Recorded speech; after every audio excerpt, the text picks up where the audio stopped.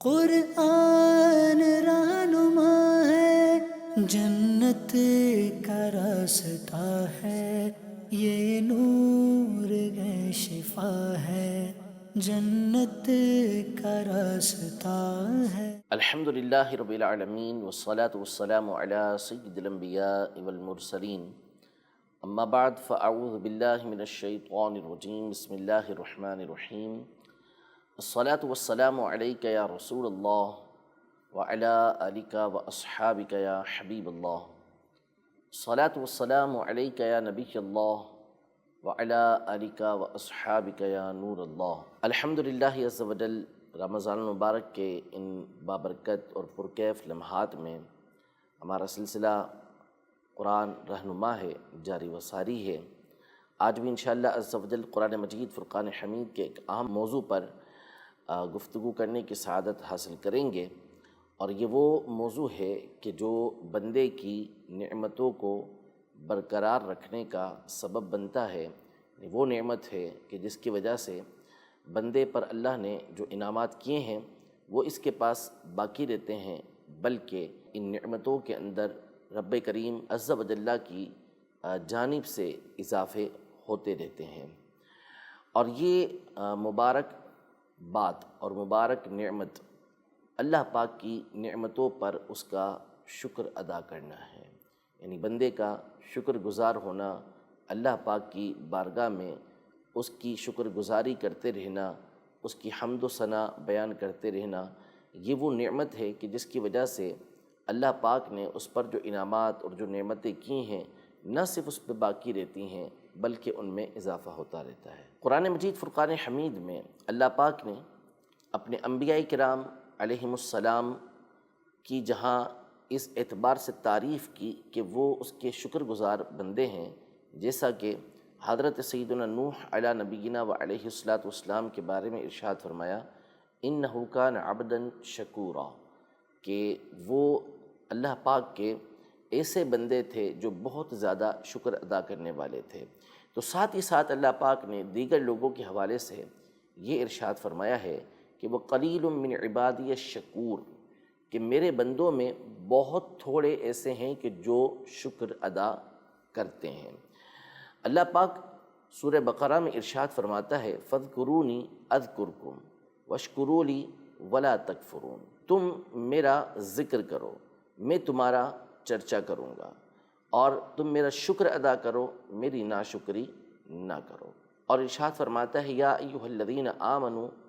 کلوا من طیبات ما رزقناکم واشکروا للہ ان کنتم ایاہ تعبدون، کہ اے ایمان والو، ہم نے جو تمہیں پاکیزہ رزق دیا ہے اس میں سے کھاؤ اور اللہ کا شکر ادا کرو اگر تم اس کی عبادت کرتے ہو۔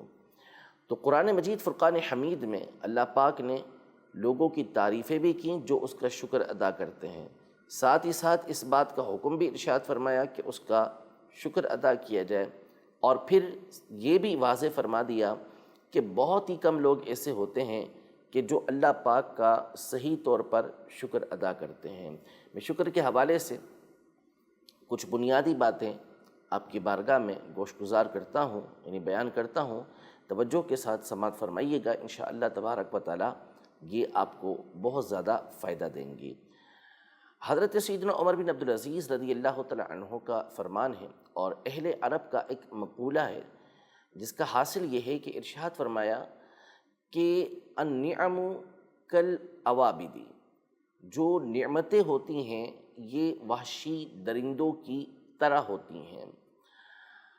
قیدوہا بالشکر، ان کو شکر کے ذریعے قید کر لو۔ یعنی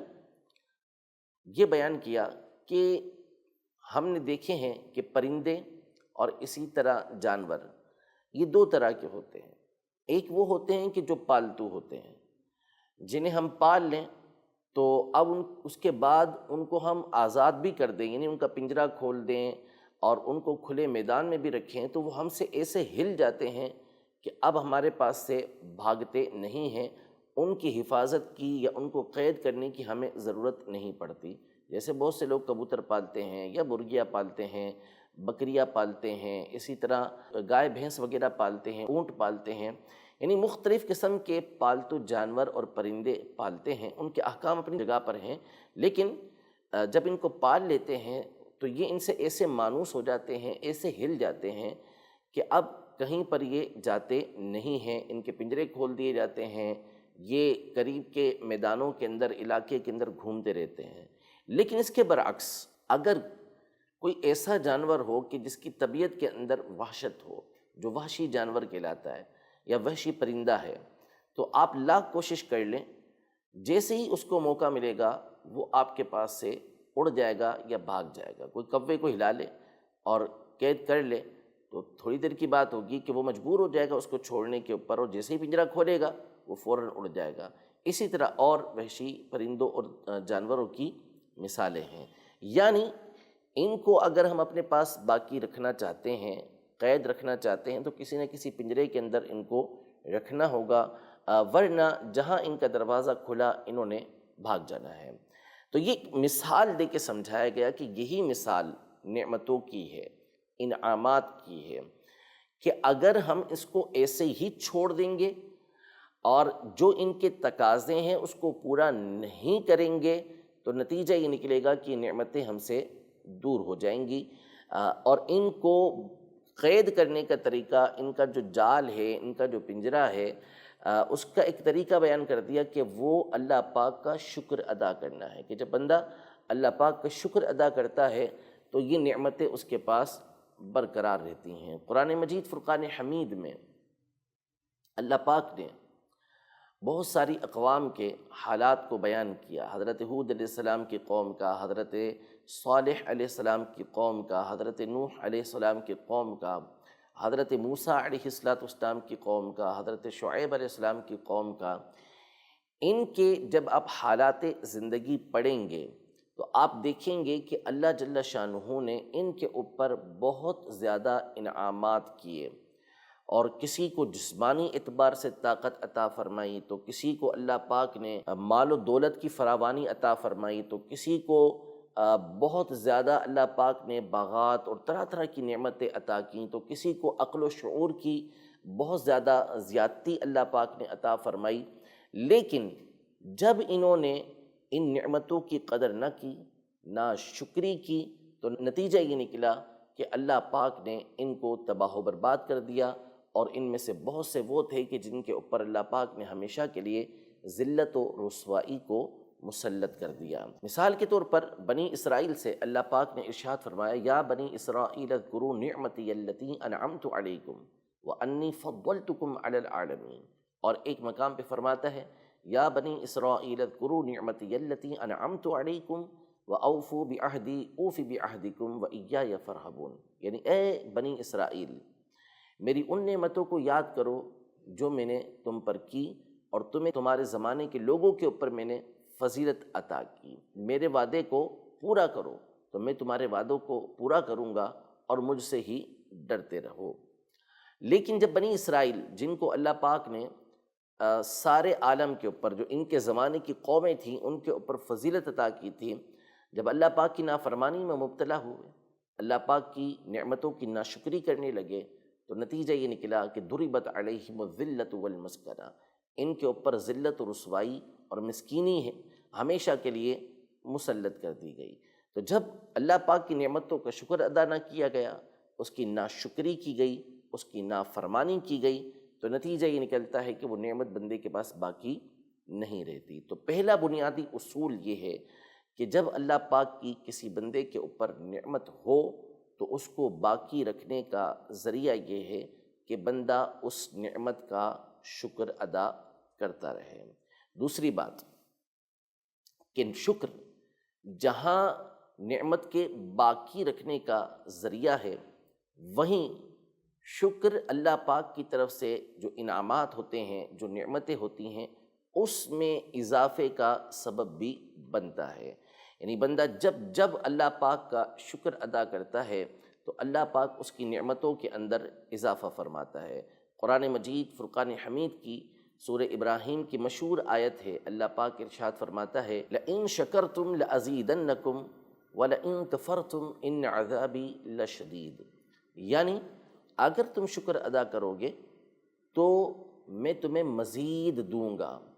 اور اگر تم ناشکری کرو گے تو جان لو کہ بے شک میرا عذاب بڑا سخت ہے۔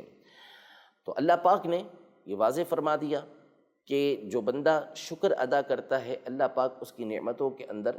اضافہ فرماتا ہے۔ احادیث طیبہ اس حوالے سے بکثرت موجود ہیں۔ صحیح مسلم کی ایک مشہور حدیث مبارکہ ہے جس میں 3 طرح کے افراد کا تذکرہ کیا گیا، اور تینوں افراد جو ہے وہ کسی نہ کسی آزمائش کے اندر مبتلا تھے۔ ایک کے سر پر بال نہیں تھے، ایک نابینا تھا، اور ایک کوڑ کے مرض کے اندر مبتلا تھا۔ اللہ پاک نے ان تینوں کی اس بیماری کو ایک فرشتے کے ذریعے دور کیا، اور ہر ایک کو اللہ پاک نے ایک ایک نعمت عطا کی۔ ایک کو بکریاں ملی، ایک کو گائیں ملی، ایک کو اونٹ ملے۔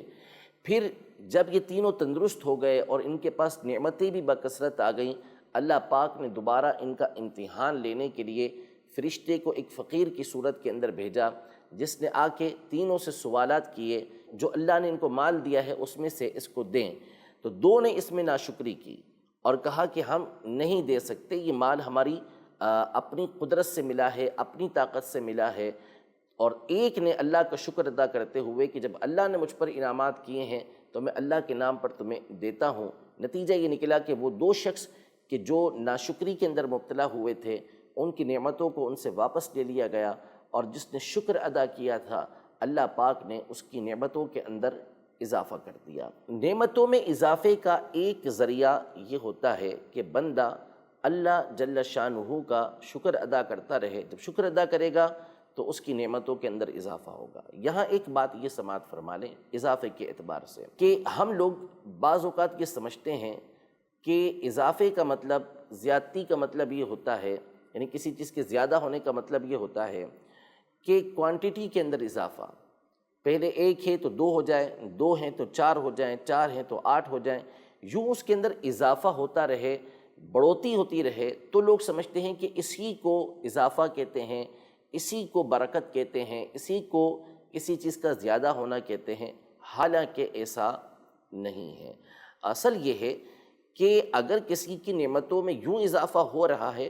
تو ٹھیک ہے، ایک لحاظ سے یہ بھی اضافہ بن جاتا ہے، لیکن حقیقت یہ ہے کہ اللہ پاک اس چیز کے اندر بندے کو برکت عطا فرما دے، یعنی بندے کو برکت حاصل ہو جائے اور تھوڑی چیز بھی اسے کفایت کرنے لگ جائے، تھوڑی چیز کے اوپر وہ قناعت کرنا شروع کر دے، حقیقتاً اللہ پاک کی طرف سے اس کی نعمتوں کے اندر اضافہ ہے۔ پہلے بھی اس کے پاس 1 لاکھ روپیہ ہی تھا، اب بھی 1 لاکھ روپیہ ہی ہے، لیکن اللہ پاک نے اس کے اندر ایسی برکت عطا کی ہے کہ بندے کو کفایت بھی کر جاتا ہے جتنا وہ کما رہا ہے، ساتھ ہی ساتھ اس کو قناعت کی، سکون کی، اطمینان کی نعمت بھی اللہ پاک نے عطا کی ہے۔ تو حقیقی طور پر اس کی نعمتوں میں یوں اضافہ یہ ہو رہا ہے، اگرچہ کہ اللہ پاک جو کوانٹٹی ہے اس کے اعتبار سے بھی بندے کو عطا فرماتا ہے، اس میں بھی اس کا اضافہ فرماتا ہے۔ تیسری بات اس حوالے سے یہ یاد رکھیے کہ اللہ پاک کی طرف سے جو بھی نعمت ہو، ہمیشہ اس نعمت کی نسبت یہ اللہ پاک کی طرف کرنی چاہیے، یعنی بندہ یہ تصور رکھے کہ مجھ پر جس طرح کی جو نعمت ہو رہی ہے وہ اللہ جل شانہ کی طرف سے ہی ہے، میرا اپنا ذاتی کمال اس کے اندر کوئی نہیں ہے۔ ذاتی کمال کی وجہ سے، ذاتی صلاحیتوں کی وجہ سے، ذاتی خوبیوں کی وجہ سے یہ نعمت مجھے نہیں ملی، یہ نعمت مجھے میرے رب نے عطا کی ہے۔ جب یہ تصور، جب یہ خیال بندے کے دل کے اندر بیٹھ جاتا ہے تو یہ وہ نعمت ہے کہ جو حقیقتاً بندے کو اللہ پاک کا شکر گزار بندہ بناتی ہے۔ انبیاء کرام علیہم السلام، ان کا ہمیشہ سے یہی معمول رہا، جبکہ اس کے برعکس جو سرکش لوگ تھے، جو اللہ پاک کے نافرمان لوگ تھے، ان کا طریقہ اس کے برعکس رہا ہے۔ مثلا حضرت سیدنا داود علی نبینا و علیہ السلام، حضرت موسیٰ علیہ السلام، حضرت آدم علیہ السلام، ان تمام کے واقعات اس طرح کے احادیث کے اندر موجود ہیں، روایات کے اندر موجود ہیں کہ انہوں نے اللہ پاک کی بارگاہ میں عرض کی، یا اللہ عز و جل، تو ہم پر نعمت کرتا ہے، اب اس نعمت پر ہم تیرا شکر ادا کرتے ہیں، تو تیرا شکر ادا کیسے ہو سکتا ہے؟ اس لیے کہ نعمت بھی تو نے کی، تو نے انعام کیا، اور انعام کرنے کے بعد اس بات کی توفیق بھی تو نے عطا فرمائی کہ ہم اس نعمت کے اوپر تیرا شکر ادا کریں۔ جو تو نے عطا کیا ہے اس پر شکر کرنے کی توفیق، اس پر تو شکر کرنے کی سعادت بھی تو نے عطا کی ہے، تو تیرا شکر کیسے ادا ہو سکتا ہے؟ کیونکہ اس دوسری نعمت پر، شکر کی توفیق پر اب اگر دوبارہ شکر ادا کرتے ہیں تو وہ بھی تو شکر تیری ہی طرف سے ہوگا، تیری ہی طرف سے عطا کردہ ہوگا، تو لہذا تیرا شکر تو ادا نہیں ہو سکتا۔ اس پر اللہ پاک نے ارشاد فرمایا کہ جب تم نے یہ بات سمجھ لی کہ ہر نعمت میری طرف سے ہے تو تم نے میرا شکر ادا کر دیا۔ جب یہ تصور جم گیا کہ میں شکر بھی ادا کر رہا ہوں تو یہ میرے رب کی مجھ پر نعمت ہے، انعام ہے، اس پر اس کا شکر ہے کہ اس نے مجھے شکر کی توفیق دی ہے،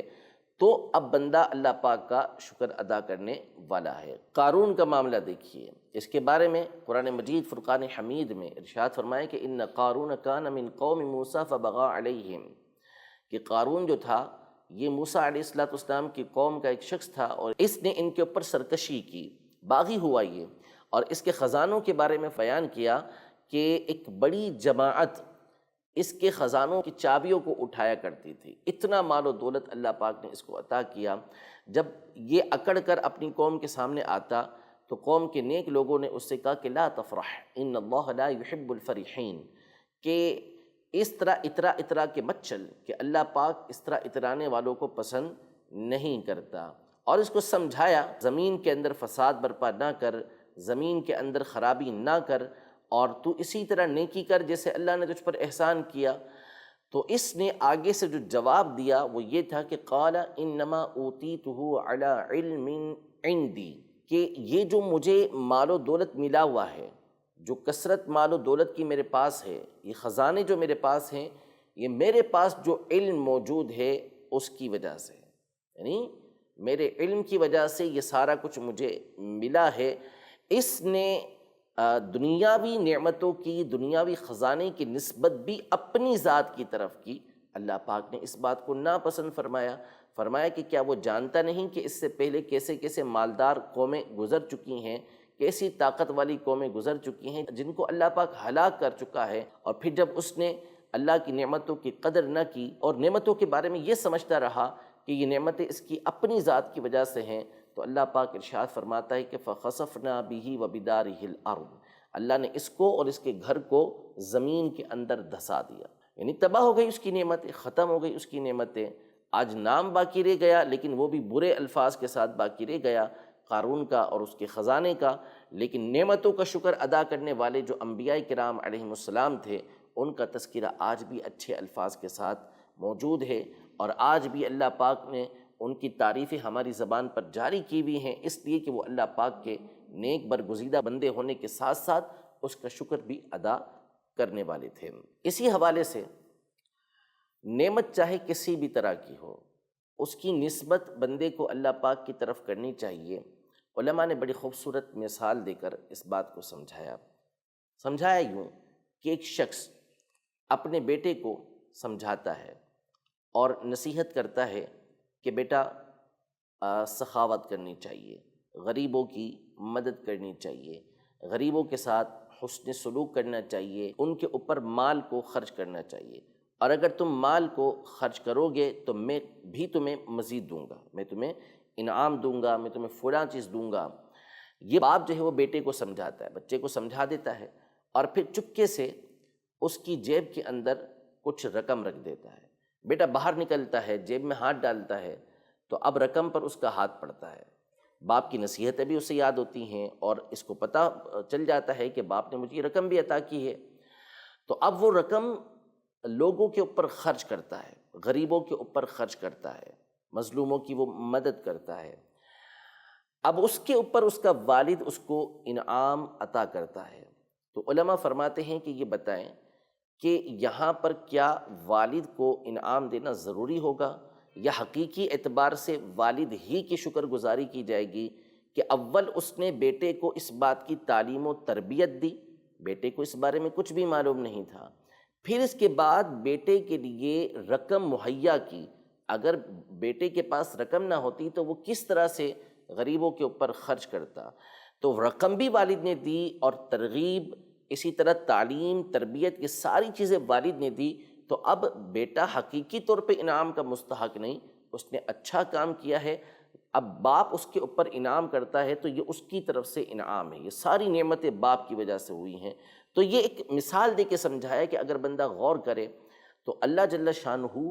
کی ذات ہے، اللہ پاک کی ذات ہے کہ جس نے سب سے پہلے ہمیں حیات کی نعمت عطا کی، زندگی عطا کی. پھر اس کے بعد اس نے ہمیں قوت دی، اس نے ہمیں طاقت دی، ہمیں جسم دیا. پھر ایمان کی دولت اس نے ہمیں دی. پھر نیک عمل کی توفیق اس نے دی، اور پھر اس نیک عمل کرنے کو طاقت اور قوت اس نے ہمیں عطا کی. اب اگر ہم یہ کام کرتے ہیں، سارے کے سارے اچھے کام کرتے ہیں، نیک کام کرتے ہیں، تو حقیقی طور پر تو یہ ساری باتیں اللہ پاک نے ہی ہمیں عطا کی ہیں.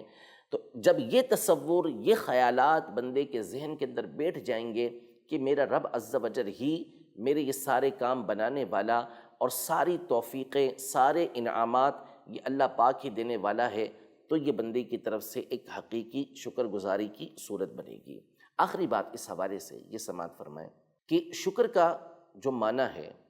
شکر زبان سے بھی ادا ہوتا ہے کہ بندہ جب اس کے اوپر کوئی نعمت ہوتی ہے، کوئی انعام ہوتا ہے، تو اس پر جس کا وہ شکریہ ادا کرتا ہے، جس کی وہ تعریف کرتا ہے، یہ شکر ہوتا ہے. لیکن شکر صرف اور صرف زبان سے نہیں، یعنی بندے کو نعمت ملی اور وہ زبان سے کہتا ہے یا اللہ تیرا شکر ہے، اے میرے رب تیرا شکر ہے، تیرے لیے تعریفیں ہیں کہ تو نے مجھ پر یہ انعامات کیے، الحمدللہ کہتا ہے. ٹھیک، یہ بھی شکر کی ایک صورت ہے. لیکن علماء یہ ارشاد فرماتے ہیں کہ حقیقی طور پر شکر یہ ہے کہ بندہ اللہ پاک کی نعمتوں کو اسی مقام پر استعمال کرے